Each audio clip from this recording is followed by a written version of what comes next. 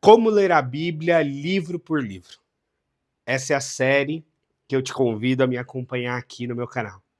A gente está hoje em 1 Coríntios. Se você não viu os vídeos anteriores, dê uma olhada também para você ver que a gente começou lá no Gênesis e terminaremos no Apocalipse, se Deus quiser.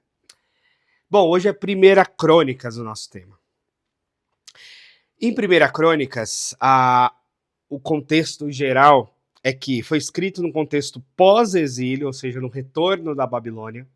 O povo de Deus vai exilado para a Babilônia e depois volta, na época de Esdras, de Neemias, a reconstrução, o templo de Zorobabel e tal. É destinado a uma nova geração de israelitas que nasceram possivelmente na Babilônia, inclusive, nesse período, porque foram 70 anos de exílio babilônico. Reconta a história desde Adão até Davi. Então traça uma cronologia aí, essa conexão. E tem uma ênfase na fidelidade de Deus, na linhagem de Davi e no templo. O templo que foi destruído pelos babilônios ainda ocupa um lugar simbólico muito importante, tanto que nessa volta pós-exílio vai ser reconstruído por Zorobabel. Bom, a estrutura do livro. A gente dividiu aqui em 3 estruturas.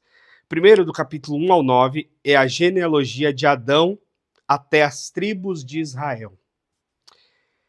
Depois do capítulo 10, a morte de Saul. É um capítulo do meio aqui, de transição. E a parte final, que é a maior parte do livro, na verdade, é do 11 ao 29, que é o reinado de Davi. O foco na preparação do templo e na adoração. Lembra que Davi não construiu o templo, mas preparou tudo para que fosse construído. Bom, as genealogias conectam o povo no retorno com a sua história e identidade. Sim, de onde a gente vem importa muito, especialmente para os povos orientais.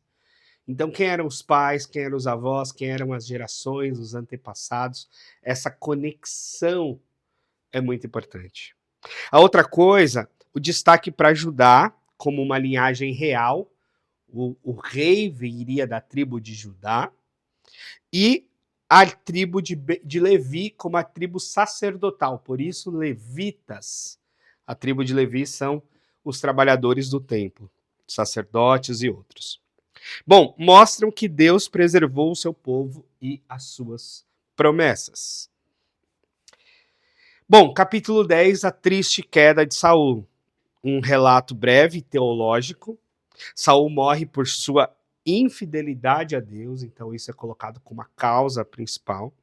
E mostra a transição necessária de reinado, já que não foi uma transição de pai para filho, mas foi uma transição para um outro rei de outra família, que é o Davi. Bom, o rei Davi foi chamado um homem segundo o coração de Deus. A ênfase no aspecto espiritual e não político aqui é muito importante. A outra coisa é que Davi une Israel e estabelece Jerusalém como um centro espiritual e a capital da nação. A capital da nação, ou o lugar de governo anterior, era Hebrom, que estava mais ao sul, mais na região de Judá. E Davi leva a capital para Jerusalém, para o centro, e estabelece uma maior unidade territorial em todo o país, conectando sul e norte.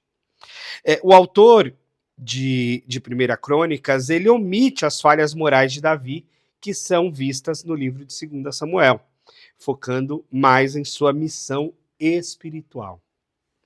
Bom, a arca e a centralidade da adoração. O grande foco no transporte da Arca da Aliança para Jerusalém. Isso ocupa um espaço importante aqui de 4 capítulos, do 13 ao 16. Por quê? Porque a arca era o símbolo da presença e manifestação divina. Estabelece a cidade como um centro da presença de Deus. Jerusalém é a cidade onde Deus habita, bem entre aspas, mas essa foi uma marca importante. E introduz ministérios de louvor, músicos, levitas, a organização litúrgica para aquilo que viria a acontecer no templo depois. Bom, a aliança davídica no capítulo 17, a promessa de Deus de que o trono de Davi será estabelecido para sempre O ponto teológico e chave que conecta com uma esperança messiânica. Lembra? Jesus, filho de Davi, Jesus conectado à família de Davi. Por que Jesus é conectado à família de Davi? Como? Jesus é filho de José. José é conectado à família do rei Davi, de Belém, lembra? Então essa conexão não vem de Maria, mas vem do pai, de José. Enfatiza o papel de Davi como um líder espiritual. Isso é muito importante. Bom, os preparativos do templo. Davi não constrói o templo, mas faz todos os preparativos, aí do capítulo 22 ao 29. Organiza os levitas, músicos e sacerdotes. Organiza a coisa toda. A estrutura aqui litúrgica. E deixa os recursos materiais e um plano detalhado para Salomão. Ou seja, ele deixou tudo esquematizado, diríamos, para construção feita por Salomão depois dele.